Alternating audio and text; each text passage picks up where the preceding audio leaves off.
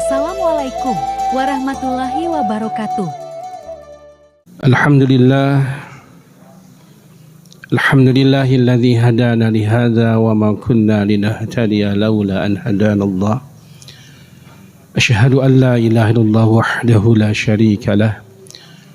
Wa asyhadu anna Muhammadan 'abduhu wa rasuluhu alladzi la nabiyya ba'dah. Allahumma salli wa sallim ala habibina al-karim sayyidina Muhammadin wa ala alihi wa sahbihi wa man tabi'ahu ila yaumiddin, amma ba'd. Alhamdulillah, para bapak ibu hadirin sekalian yang dirahmati oleh Allah Subhanahu wa taala, kembali di subuh di pagi hari ini kita dipertemukan oleh Allah dalam majlis ta'lim, majlis mulia, majlis zikir. Mudah-mudahan kita adalah orang yang dibanggakan oleh Allah Subhanahu wa taala. Amin. Karena orang yang akan dibanggakan oleh Allah diantaranya adalah majtama qaumun fi baiti min buyutillah, yaitu orang yang berkumpul di rumah-rumah Allah untuk zikir, untuk membaca ayat-ayat Allah, mengkajinya, mentadabburinya. Maka salah satu reward yang diberikan oleh Allah adalah wa dzakarallahu fi man indah. Jazakallah. Dan Allah memberikan, Allah menyebut-nyebutnya, dibanggakan oleh Allah di depan malaikat-malaikat yang mulia. Masya Allah. Jadi mudah-mudahan kita termasuk yang dzakarallahu fi man indah. Tadi yang ceramahnya hampir Jafar Shadiq, ada Jafar Shadiq ya. Di Bandung ada Jafar Shadiq, ya Ustadz Jafar Shadiq. Ada Jafar Shadiq. Tapi yang benar Jafar Shadiq mungkin ya. Saya Jafar Shadiq gitu. Kalau yang Jafar Shadiq yang satunya lagi gitu. Ya baik, tidak salah. Mohon maaf. Aslinya yang sudah diamanahkan kan pekan pertama sedang di Ponorogo. Kondisi sedang siap. Lebih enak ya. Di pekan pertama sedang wisudaan anak saya di Unida, tidak bisa hadir. Pekan kedua belum ada informasi dari Bapak Novan ya. Saya sudah sampai ujung berung sebenarnya kemarin itu. Tapi ada enggak, biasanya kalau tidak ada konfirmasi, memang bukan jadwal saya biasanya begitu. Tetapi bisi jadwal saya berangkat juga pekan kemarin itu. Sudah sampai Pasar Ujung Berung, kembali lagi alhamdulillah ada informasi dari Pak Alvan. Pekan ini takdirnya Allah mempertemukan kembali, masih melanjutkan bahas tentang tazkiyatun nafs atau membersihkan jiwa. Bahasa lainnya apa Bu? Masih ingat Pak? Ada tazkiyatun nafs, ada tarbiyatur ruhiyah, mentarbiyah, mendidik ruh kita. Kemudian yang ketiga apa? Ada catatannya? Atau masih dicatat di ini? Islahul qalb, memperbaiki kolbu kita. Agim sering nyebutnya manajemen kolbu. Islahul qalb. Yang lainnya apa? Tahdzib atau takdib, yaitu mendidik adab kita, perilaku kita. Nah, itu adalah bagian dari tazkiyatun nafs. Atau satu lagi dibahasakan dengan tathhir, yaitu mensucikan, membersihkan. Sudah dijelaskan di pertemuan pertama tentang tazkiyatun nafs ini. Memang panjang bahasannya. Kadang saya juga bingung dari arah mana dulu ini tentang tazkiyatun nafs itu.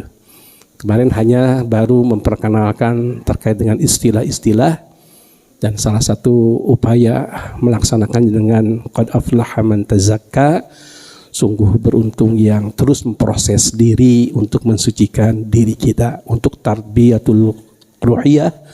Sungguh beruntung bagi orang yang selalu berusaha untuk islahul qalbu, untuk islahul qalbi, membersihkan, memperbaiki qalbunya. Sungguh beruntung orang yang senantiasa mentazkiyatun nafs, mensucikan jiwanya. Itu bahasan di pekan atau di bulan yang lalu ya. Insya Allah kita masih melanjutkan, masih berbicara tentang nafs, tentang qalbu atau tentang roh ini. Rasulullah SAW beliau menyampaikan, diriwayatkan dari Abu Sa'id Al-Khudri radhiyallahu anhu, hadisnya riwayat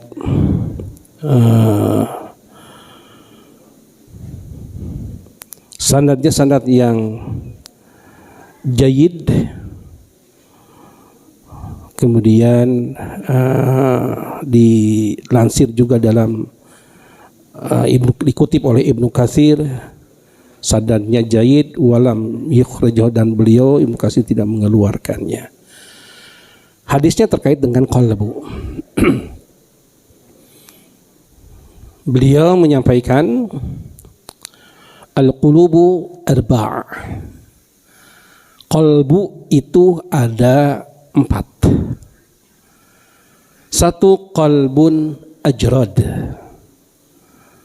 Kemudian beliau menyampaikan al-qulubu arba' fa qalbu ajrad fihi masalus siraj. Fihi masalus siraj ajhar wa dzalika qalbul mu'min. Jadi satu qalbu ajrad. Ajrad ya istilahnya. Yang kedua ada qalbu aghlaf. Qalbu yang ajrad itu qalbu yang murni. Qalbu yang murni. Bahasa lainnya yang masih fitrah. Fitrah bersih. Ada qalbu ajrad. Qalbu yang murni, yang fitrah. Yang kedua qalbu aghlaf, qalbu yang tertutup. Bahkan Rasulullah menyampaikan qalbu ajlaf marbutatun bi ghilafi. Hati yang ajlaf, yang tertutup dan marbut, terikat kuat dengan tutupannya. Jadi disegel, tentunya sudah disegel, digimanain, pokoknya qalbu aghlaf itu tertutup dan sangat kuat tutupnya. Yang pertama yang qalbu ajrad adalah qalbul mukmin. Qalbu ajrad, qalbul mukmin. Yang kedua qalbu aghlaf adalah qalbu kafir, orang kafir. Yang ketiga wa qalbu mankus. Mankus itu telungkup, langkuban. Nah, kalau ini gelas maftuh, kalau mankus itu dibalikan.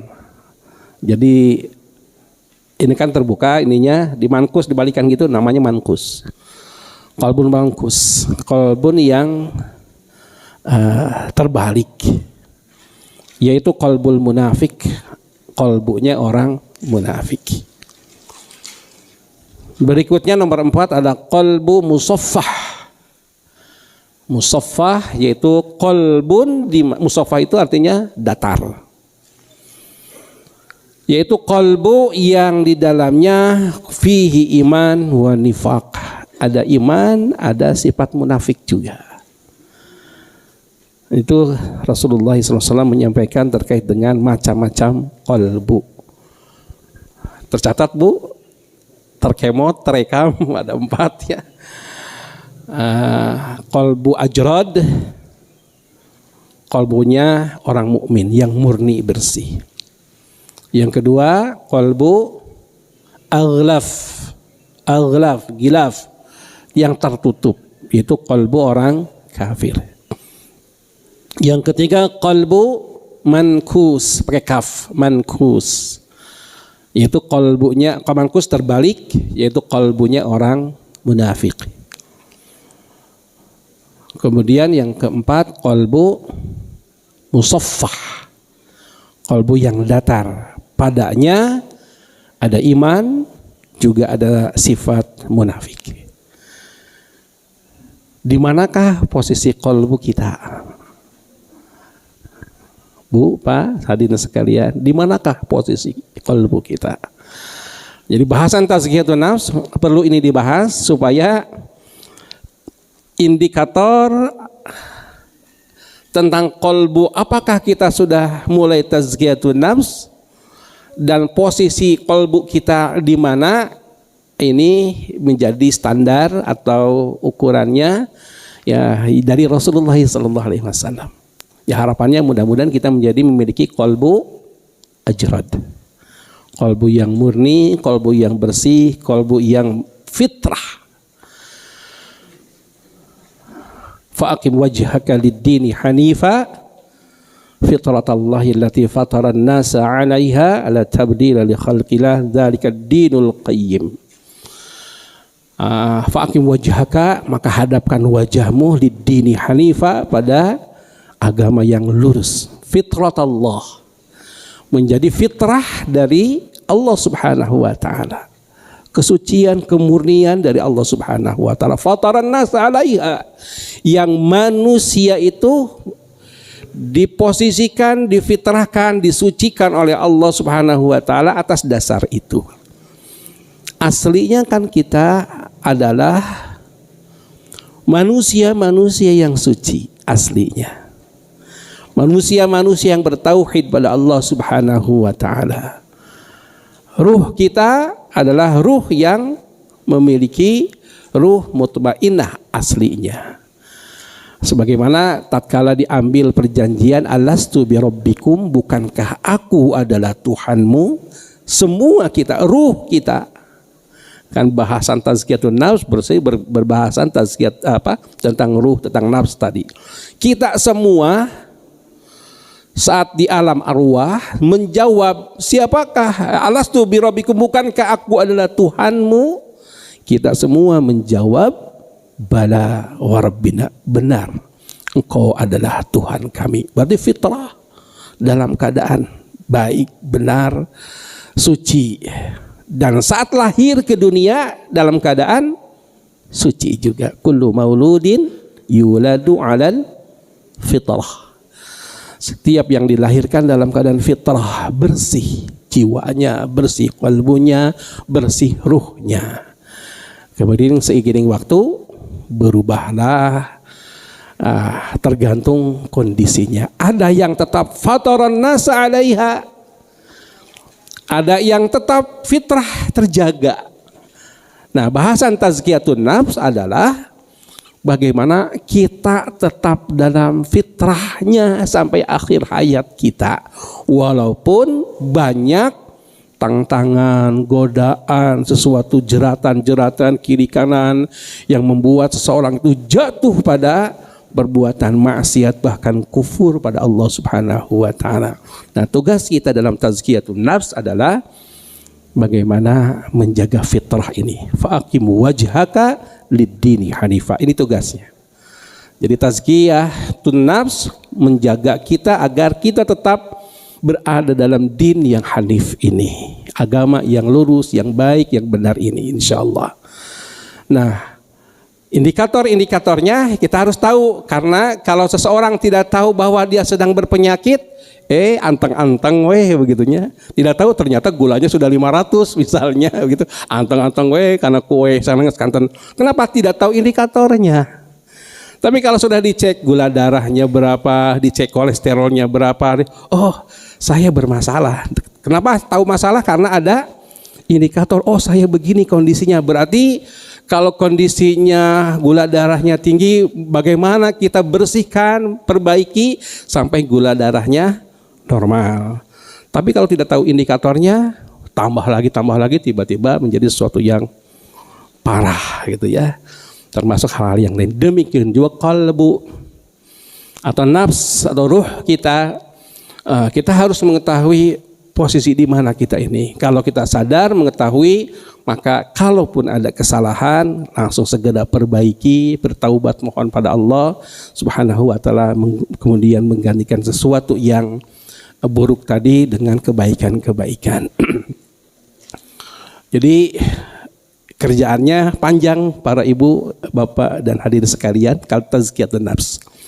Jadi bukan teori yang kita dapatkan setiap sebulan sekali, tetapi adalah praktek yang harus dilakukan setiap saat, bukan hari lagi, saat. Dan Masya Allah, kalbu ini memang milik Allah. Dan Allah Subhanahu wa Ta'ala yang menguasainya. Pernah disampaikan kan dalam doanya, masih ingat para bapak ibu? Allahumma ati nafsi taqwaha wa zakiha wa anta khairu man zakkaha anta waliyuha wa maula. Masih dibaca para bapak ibu? Jadi kalau kita kajian 1 bulan yang lalu dan itu lewat, tidak jadi harian wirid kita, terus untuk apa kajian ini maksudnya? Kajian ini maksudnya adalah untuk kita praktek harian. Jadi kita mengetahui kondisi hati kita, kemudian dan langkahnya memang mulai dari berdoa pada Allah, karena pemilik qalbu ini Allah Subhanahu wa Ta'ala. Ya ayyuhalladzina amanu stajibu lillahi walir rasuli idza da'akum lima yuhyikum wa'lamu annallaha yahulu bainal mar'i wa qalbi wa annahu ilaihi tuhsyarun.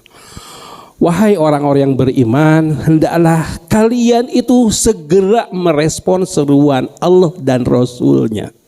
Ini ditujukan pada siapa? Orang beriman. Orang beriman saja masih diingatkan oleh Allah. Ya ayyuhalladzina amanu stajibu lillah, segera respon seruan Allah dan Rasulnya. Ya ayyuhalladzina amanu stajibu lillahi wa rasul idza da'akum lima yuhyikum. Apabila Allah dan Rasul itu mengajak pada sesuatu yang membuat kalian hidup. Yang membuat kalian hidup. Apanya yang hidup? Qalbunya yang hidup. Dengan qalbunya yang hidup, maka dia akan banyak kemaslahatan, kebaikan, amal-amal soleh, ibadah-ibadah, keimanan, dan yang lainnya. Kuncinya ada istajibu, segera respon seruan Allah dan Rasulnya. Para bapak dimuliakan oleh Allah, nanti kajian nafs, tazkiyatun nafs, ini sangat berhubungan atau linier dengan kajian fikih, linier dengan kajian tauhid, berbarengan, tidak bisa dipisahkan. Aslinya sakat tazkiyatun nafs berarti kita sedang membahas terkait dengan fikih, mau fikihnya ibadah, muamalah dan yang lainnya. Tetapi fikih yang dilihat ditinjau dari ruhiyahnya. Kan bahasan tazkiyatun nafs sudah dibahas, ada qalbu sifatnya jasad fisik, ada qalbu yang sifatnya ruhani. Bahasan tazkiyatun nafs adalah bahasan ruhaninya. Tetapi bukan berarti dihilangkan qalbu yang fisiknya, tidak. Dua-duanya bersambungan. Nah, maka ketika kita belajar fikih, fikih yang memiliki ruh. Tauhid yang berkaitan dengan ruhnya, artinya memiliki ruh, memiliki nilai-nilai ruhani tadi, sebagaimana disampaikan oleh Imam Al-Ghazali, memiliki istilahnya latifah. Ada yang masih ingat? Rabbaniyah, ruhiyah.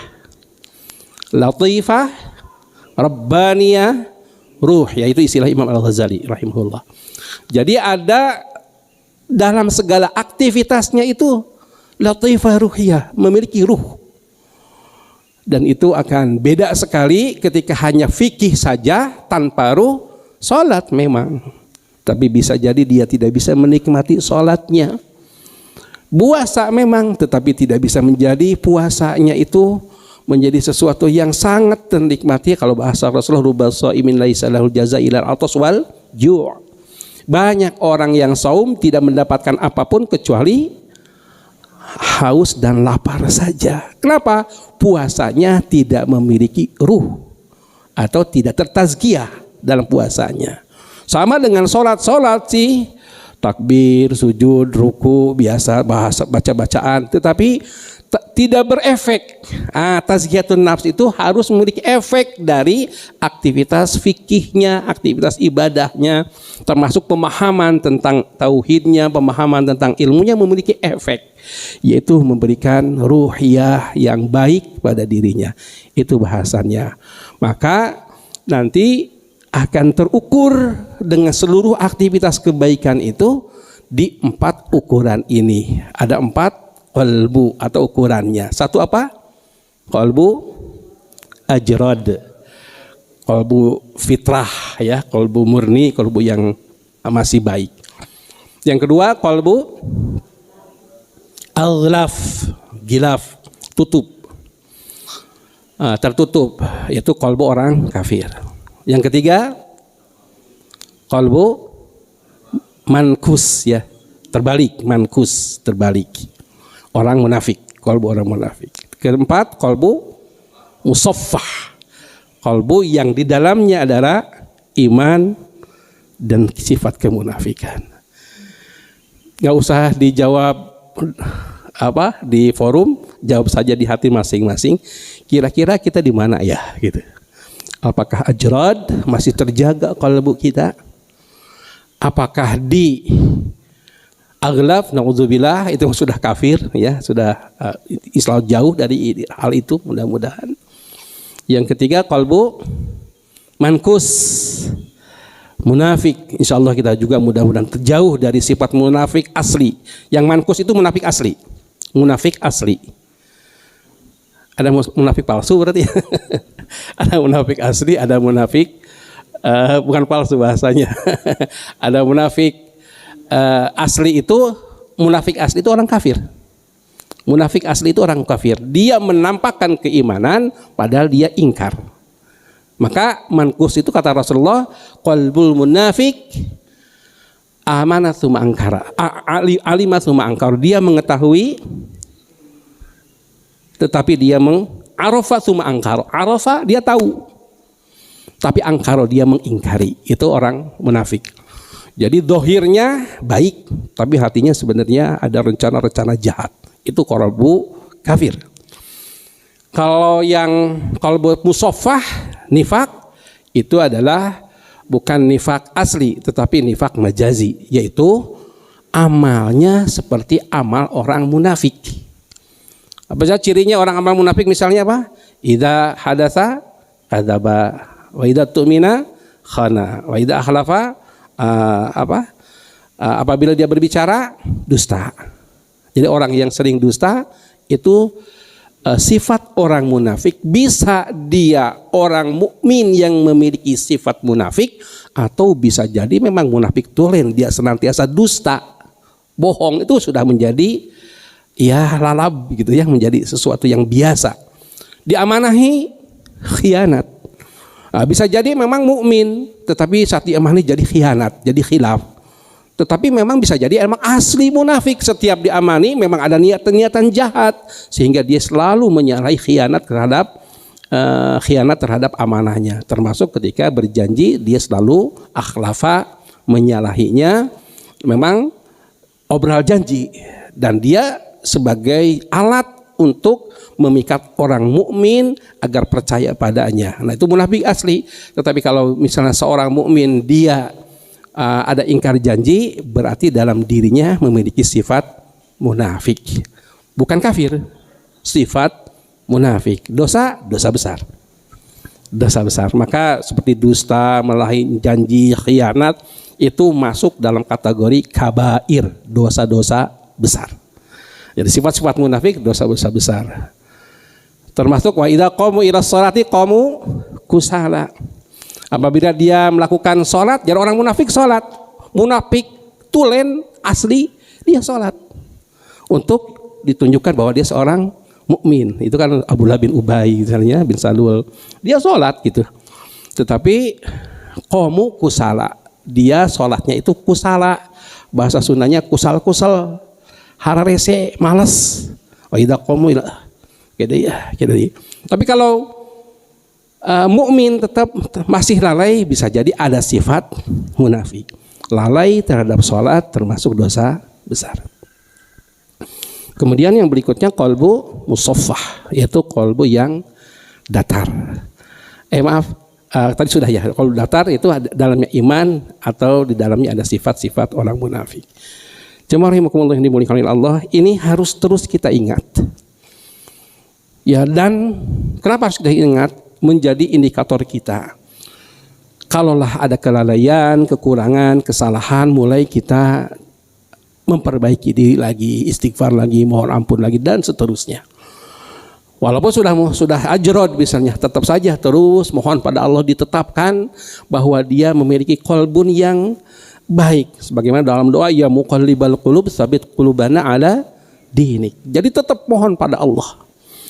Jadi serius para ibu, bapak dan hadirin yang dimuliakan oleh Allah, mohon pada Allah agar kita memiliki qalbu yang tetap dalam keimanan, agar kita tetap dalam fitrah Allah, agar kita tetap tersucikan. Jadi doa Allahumma ati nafsi taqwa. Kita bareng-bareng aja Bu ya Pak ya. Minimal setelah 1 bulan kita berdoa lagi hari ini gitu minimal. Allahumma ati nafsi taqwaha wa zakkiha wa anta khairu man zakkaha anta waliyuha wa maulaha. Jadi yang terakhir itu engkau adalah walinya, pemiliknya, penguasanya, dan maulaha, ya wali dan wa maula yang menguasainya, pemilik dan penguasanya. Jadi hati ini bainal mar'i wa qalbi, dikuasai oleh Allah Subhanahu wa taala. Kenapa disebut qalbun? Karena yuqallib, bolak-balik, ya muqallibal qulub, wahai yang membulak-balikan hati, sabit qulubana ala dinik, tetapkan hati kami dalam agamamu. Tadi fa'akim wajhaka lidini hanifa. Jadi PR kita atau output dari bahasan kita tentang tazkiyatun nafsi ini, bagaimana kita setiap saatnya senantiasa berusaha untuk on the track dalam Islam ini, on the track dalam ketauhidan, on the track bersama dengan Allah Subhanahu wa taala. Walaupun di perjalanannya kadang terjatuh, kadang ya salah lagi, kadang tersandung sampai luka-luka dan yang lainnya. Nah, mudah-mudahan walaupun luka segera dibersihkan luka-lukanya. Kalaupun ada kekurangan segera dibersihkan kekurangannya, ada kotoran segera dibersihkan kotorannya. Dan sebenarnya ini bagi yang sudah terbiasa dengan amal-amal solehnya, ibadah-ibadahnya, itu proses tazkiyah. Dalam doa sebelum iftitah ya, dalam doa iftitah, di antara doa iftitah kan salah satunya ada Allahu Akbar kabiru dan seterusnya, ada Allahumma ba'id baini wa baina khatoya kama ba'atta bainal masyriqi wal maghrib. Ya Allah, jauhkanlah aku dengan dosa-dosa aku sebagaimana engkau menjauhkan maghrib dengan masyriq, timur dan barat. Ini proses tazkiyah, memohon pada Allah agar kita dijauhkan terus dari dosa-dosa. Kalaupun sudah ada, dijauhkan oleh Allah. Jadi yang mensucikannya, yang menjauhkannya adalah Allah Subhanahu wa taala. Anta khairu man zakkaha. Kemudian wanakihi minal khotoya, bersihkanlah, wanakini minal khotoya, bersihkanlah aku dari berbagai macam dosa-dosa, kama yunaqath thawbul abyadu minad dana, sebagaimana engkau membersihkan thawb, baju, dari berbagai macam kotoran. Memohonnya pada Allah, tapi kita memproses diri. Jadi baju dibersihkan, memohon pada Allah supaya dibersihkan. Jiwa ini, qalbu ini, sebagaimana Allah Subhanahu wa taala membersihkan pakaian dari berbagai macam kotoran. Nah, prosesnya tadi disebut bulan yang lalu disebut tazakka, yaitu mensucikan, memproses diri, mensucikan diri. Kemudian Allah menakin khata kama yunaqas sabul abyadu minas, Allahumma gsil khotoya, ya Allah cucilah kesalahan-kesalahanku bil ma'i was salji, dengan air, dengan salju. Apa air? Hidayah dari Allah Subhanahu wa taala, dibersihkan lagi dengan hidayah, bersihkan lagi dengan salju, yaitu yang akan bisa mensucikan. Jadi dibersihkan dengan berbagai macam hal-hal yang bisa mensucikan jiwa. Nah, ini bahasan tazkiyatun nafs. Jadi aslinya sedang kita lakukan, insya Allah memproses. Hanya mungkin sekarang dengan ada kajian tazkiyatun nafs lebih difokuskan. Nah, tentang qalbu ajrad atau qalbu murni, Ini menjadi tujuan utama kita, bagaimana kita menjadi orang-orang yang memiliki qalbu ajrad atau yang murni, yaitu qalbu orang mukmin yang diumpamakan oleh Rasulullah masalus siraj, seperti lampu azhar yang menerangi, yang menyalakan, yang memberikan cahaya kepada seluruh kehidupan. Jadi ada nur ya, dengan qalbunya sudah memiliki nur, cahaya dari Allah Subhanahu wa taala. Tidak ada noktah-noktah, terbersihkan noktah-noktah bersih, sehingga ketika ada di sana semua yang ada di sekitarnya mendapatkan terang benderang. Allahu nurus samawati wal ard gitu. Jadi ungkapannya bahwa Allah adalah nur langit dan bumi. Nah ini harapannya, Allahumma nawwir qulubana binuri hidayatik, gitu kan ya, dalam doanya, ya Allah nawwir, cahayailah qalbu kami dengan nur hidayahmu. Jadi ketika kita berusaha mendapatkan hidayah dengan baca Quran, baca hadis, memahaminya, mentadaburinya, ikut kajian, kemudian berusaha beramal soleh, mengamalkan dari yang kita pahami, sebenarnya sedang menarik nur Allah Subhanahu wa taala dalam qalbu kita, sehingga kita mendapatkan hidayah dari Allah Subhanahu wa taala. Ada beberapa ayat yang terkait dengan ini. Orang yang mukmin yang memiliki qalbu ajrad, dia itu dalam segala keadaan senantiasa aman, nyaman, tenang dalam segala keadaan. Dia tetap dapat hidayah dari Allah. Wa ma asaba min musibatin illa biidznillah. Tidaklah menimpa satu musibah melainkan dengan izin Allah Subhanahu wa taala. Semua musibah yang terjadi izin Allah. Saudara-saudara kita di Turki berapa ribu yang meninggal, Pak Haji? 20 ribu lebih ya? Oh, sudah 70 ribu. Saya telat update-nya. 70 ribu lah, wala quwata illa billah. Mudah-mudahan yang tertimpa reruntuhan dihitung sebagai syahid sebagaimana kata Rasulullah SAW. Dan insya Allah yang masih hidup atau selamat juga tetap dapatkan hidayah dari Allah Subhanahu wa taala. Itu musibah. Saat dapat musibah, orang yang memiliki qalbun ajrad, saat itu dia bertambah imannya pada Allah. Dapat musibah. Wa ma asaba min musibatin illa biiznillah wa may yu'min billah yahdi qalbah. Barang siapa yang beriman pada Allah, maka Allah memberikan hidayah padanya. La haula wala quwata illa billah. Semoga Allah memberikan rahmat, nikmat, hidayah seperti ini. Dapat musibah, semakin dekat dengan Allah. Dapat hidayah. Kenapa? Karena dia orang mukmin, karena qalbunya ajrad fitrah. Nah, kalau saat dapat musibah kemudian menjadi keluh kesah, kemudian menjadi putus asa, berarti belum pada posisi qalbun ajrad. Belum pada posisi qalbu yang fitrah, yang murni. Dia masih ya taraddad, ragu, masih haka, masih ya tidak nyaman gitu dengan segala sesuatu yang terjadi padanya. Ya kalau diberikan nikmat yang sifat ujiannya kebaikan mah ya ada yang syukur, ada yang tidak juga. Jadi sebenarnya apakah itu musibah, ujian atau fitnah? Jadi musibah itu wama asoba gitu ya. Musibah itu wama asoba. Apa yang menimpa. Hanya ada yang menimpanya kadang-kadang sesuatu yang kita sebut musibah, yang maksud musibah di sini adalah musibah yang kita tidak kehendaki. Seperti banjir, gempa, sakit dan yang lain. Itu adalah musibah yang tidak kita inginkan. Tidak ada satupun di antara kita ingin sakit kan? Tidak ada satupun kita ingin ada kecelakaan, tidak ada. Dan itu musibah yang disebut oleh Allah sebagai syar, musibah syar.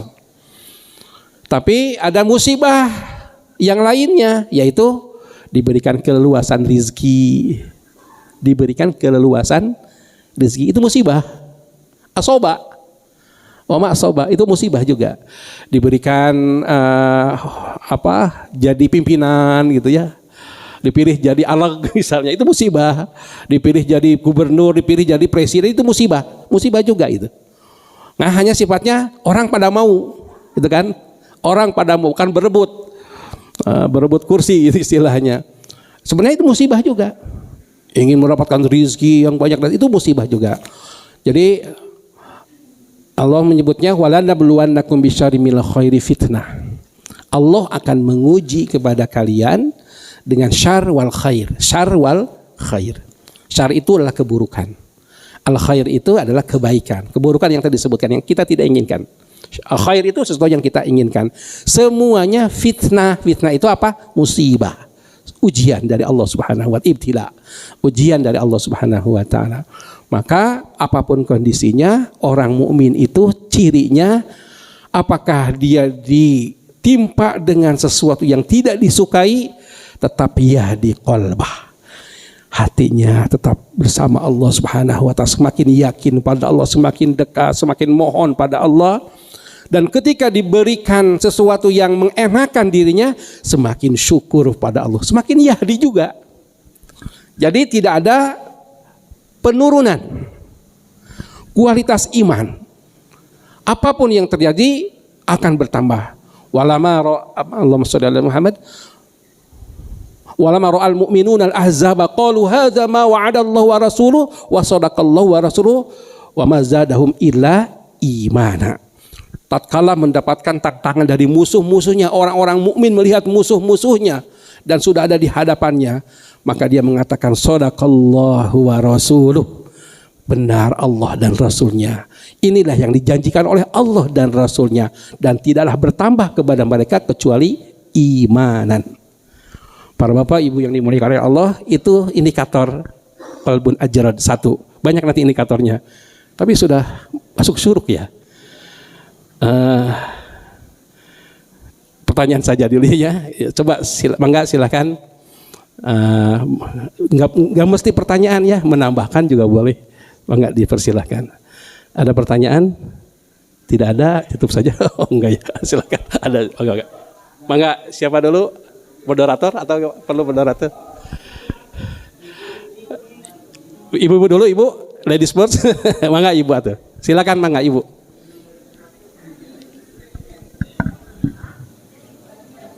Mangga silakan.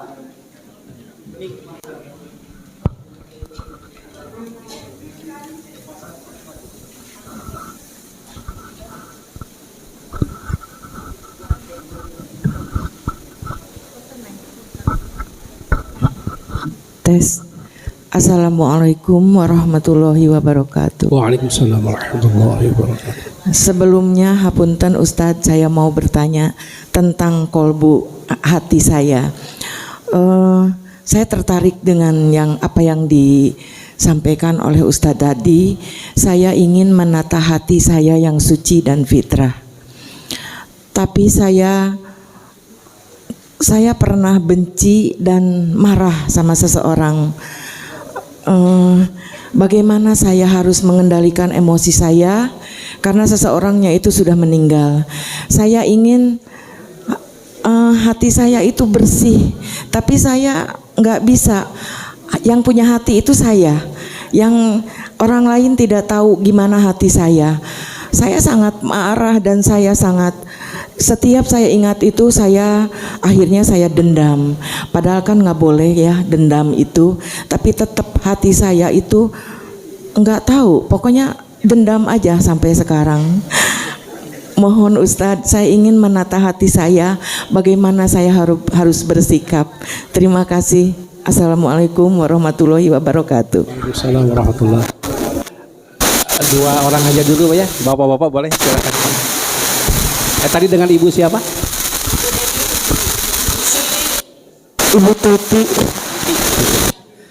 Enggak, satu lagi bapak-bapak.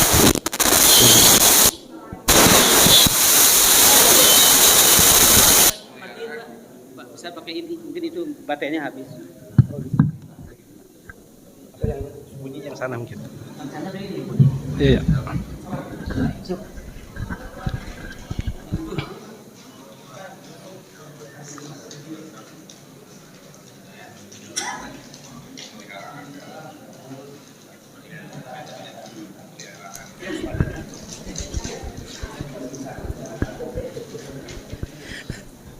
Assalamualaikum warahmatullahi wabarakatuh. Waalaikumsalam warahmatullahi wabarakatuh.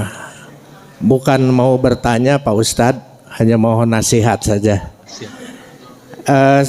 Ada doa yang sering diucapkan oleh Rasulullah yang ada di dalam Quran, surat Ali Imran kalau nggak salah. Robbana la tuzigh qulubana ba'da idh hadaitana wa hab lana min ladunka rahmah innaka antal wahhab. Memohon kepada Allah untuk jangan sampai hilang iman dalam dada setelah diberi hidayah. Nah, untuk kaitan itu, untuk kembali ke hati yang suci, memelihara hati yang suci, kita tidak terlepas dari yang namanya godaan dunia, terutama yang sering kita alami ya. Kebanyakan orang di sekarang adalah masalah dari kesehatan, artinya sakit. Yang kedua adalah kekurangan dalam hal ekonomi. Nah, ini sering mengganggu perasaan hati dan hati kita. Jadi mengganggu kita, kadang-kadang terjerumus ke dalam hati yang tengkurap, hati yang terbalik dan sebagainya juga. Mohon nasihat untuk terhindar dari itu gitu. Sedangkan ya doa yang ini oleh Rasulullah seperti itu. Terima kasih Pak Ustadz. Sama-sama dengan Bapak. Assalamualaikum warahmatullahi wabarakatuh. Bapak Yana, terima kasih Bapak Yana. Doa dulu aja ya. Ya, terkait saya menanggapi dari Bapak Yana dulu terkait hal ini, apa yang dirasakan oleh Bapak Yana dengan saya tidak jauh beda. Kita ingin baik, Bu ya, Pak ya, ingin soleh, ingin memiliki kolbu, ingin memiliki ketenangan dalam apapun kondisi. Jatuh lagi, salah lagi. Apalagi misalnya tadi pas sakit, ya Allah, kenapa Allah Engkau menguji seperti ini? Kadang bahkan lupa kepada Allah Subhanahu wa Ta'ala yang adalah keluh kesah. Kok sakit tidak sembuh-sembuh? Kan ada sakit menahun. Saya sakit dari 2000. Jantung itu terprediksinya 2015 atau 16, 2015. Udah 8 tahun berarti ya kondisi seperti ini. Terkait ekonomi, ya Allah, terus begitu. Atau kalau terjebak pada sehat sih misalnya. Sehat, tidak kurang apapun, diluaskan rezekinya. Tapi kenapa ya jatuh maksiat lagi, mengikuti syahwat lagi, padahal seperti ini. Nah, ini bisa jadi semua kita atau kebanyakan dari kita memiliki kolbu yang seperti ini. Insya Allah ketika tahu dan masih memahami indikatornya, masih ada penyesalannya, masih ada usaha memperbaiki diri. Bahasan ini sudah dibahas di bulan yang lalu. Selama kita tazakka, selama kita berusaha memproses diri, dihitung sebagai orang yang bersih hatinya. Dihitung oleh Allah, itu rahmah dari Allah. Tapi itu bersih, belum bersih sebenarnya. Ya qalbul yang ajrad, yang mutmainah, yang itu ya Rasulullah, para anbiya, para syuhada, para sahabat-sahabat yang mulia. Kalau model-model saya ya sama-sama barangkali Bapak Ibu sekalian kayaknya tidak terlalu beda begitu. Maka kuncinya tazakka. Kuncinya adalah terus memproses diri. Kembali lagi, astagfirullahaladzim, ya Allah ampuni saya, ya Allah. Sudah nangis teh, maksiat lagi, ada maksiat lagi. Sengaja atau tidak disengaja. Karena bisa jadi jeratan-jeratan itu luar biasa. Maka Rasulullah mengatakan wattaqu fitnah.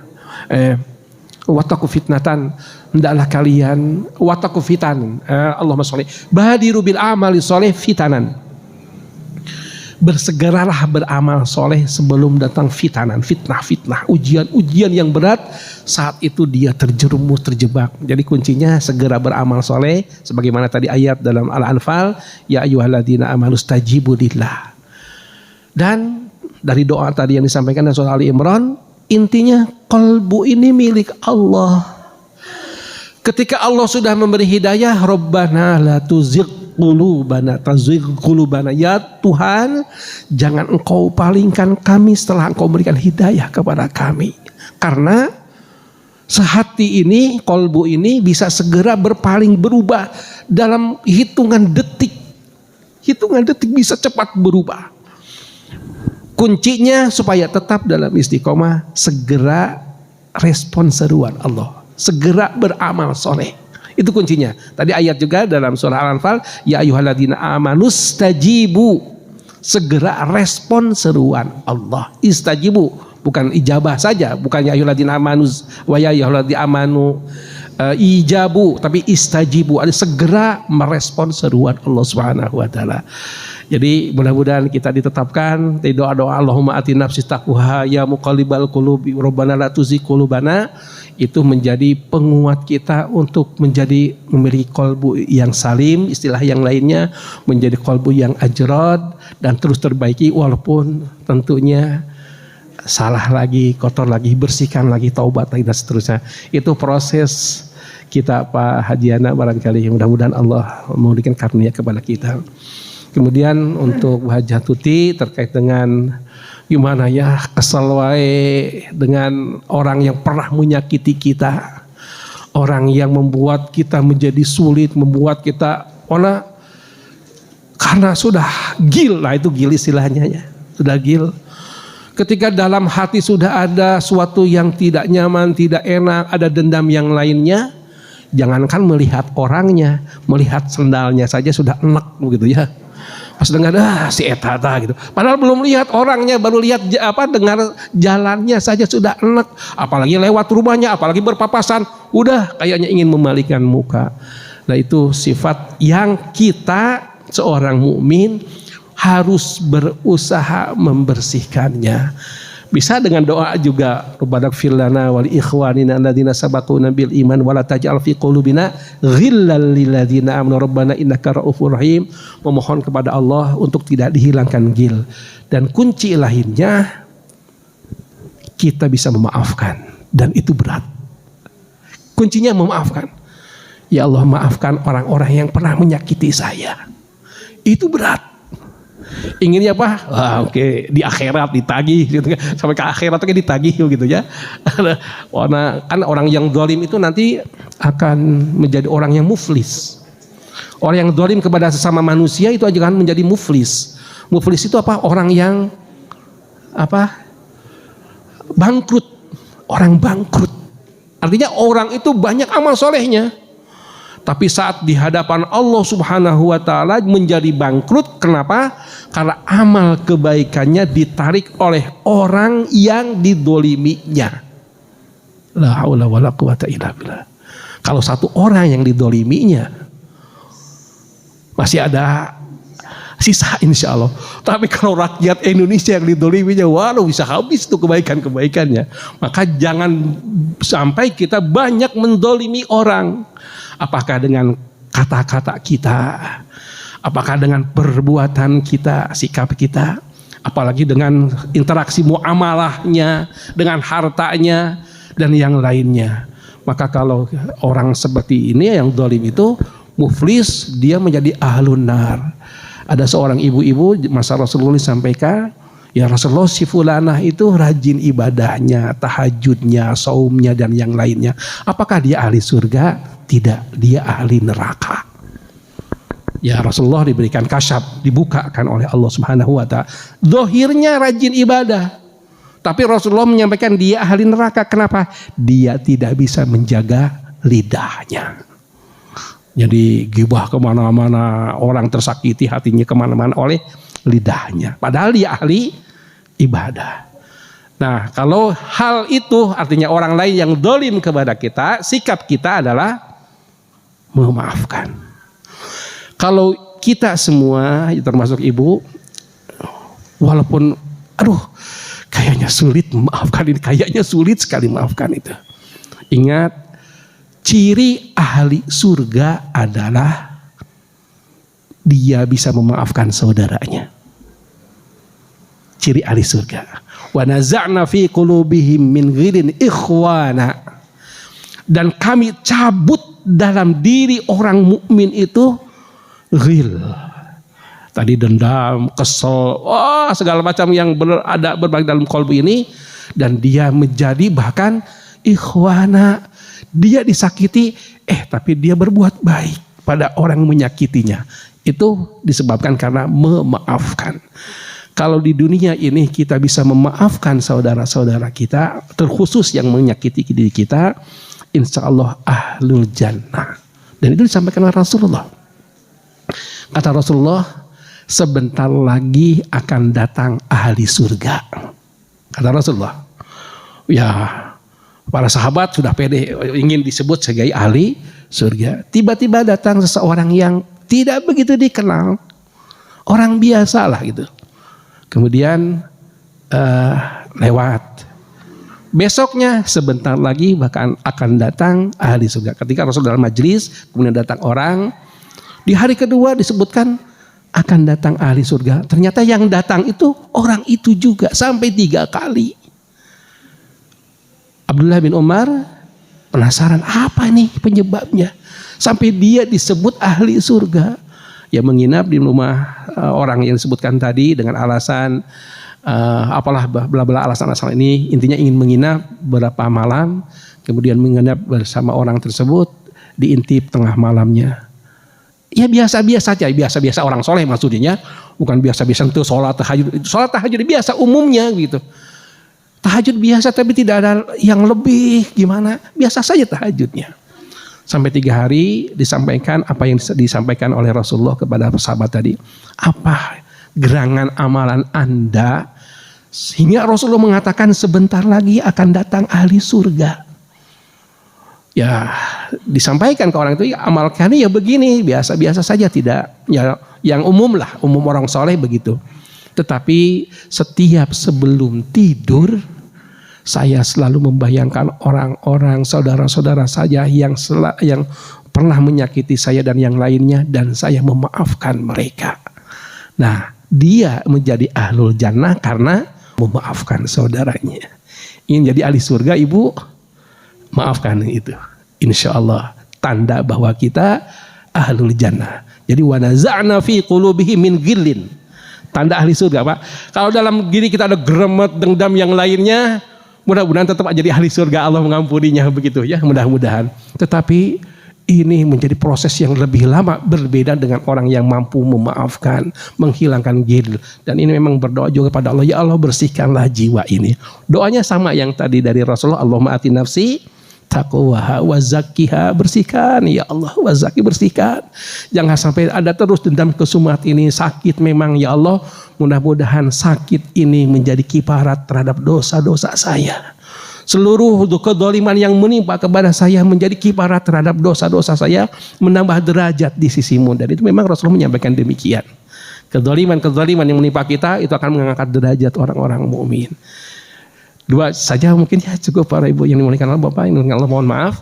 Mudah-mudahan kita diberikan qalbun ajrad, qalbun orang mukmin yang senantiasa dan berusaha untuk tazakka, mensucikan jiwa kita. Kita tetap dengan doa auzubillahi minasyaitonir rajim. Bismillahirrahmanirrahim. Alhamdulillahirabbil alamin hamdan yafi ni'amahu wa yukafi mazidah. Ya Rabbana la tuzigh qulubana ba'da idh hadaitana wa hab lana min ladunka rahmah innaka antal wahhab. Ya muqallibal qulub tsabbit qulubana ala dinik. Ya musarrifal qulub sarrif qulubana ala ta'atik. Allahumma ati nufusana taqwaha wa zakkiha wa anta khairu man zakkaha anta waliyuha wa maulaha. Rabbana atina fid dunya hasanah wa fil akhirati hasanah wa qina adzaban nar. Wa qina adzaban nar ya aziz ya ghaffar ya rabbal العالمين سبحان ربك رب العزة عما يصفون وسلام على المرسلين والحمد لله رب العالمين سبحانك اللهم وبحمدك أشهد أن لا إله إلا أنت أستغفرك وأتوب إليك الحمد لله رب العالمين السلام عليكم ورحمة الله وبركاته.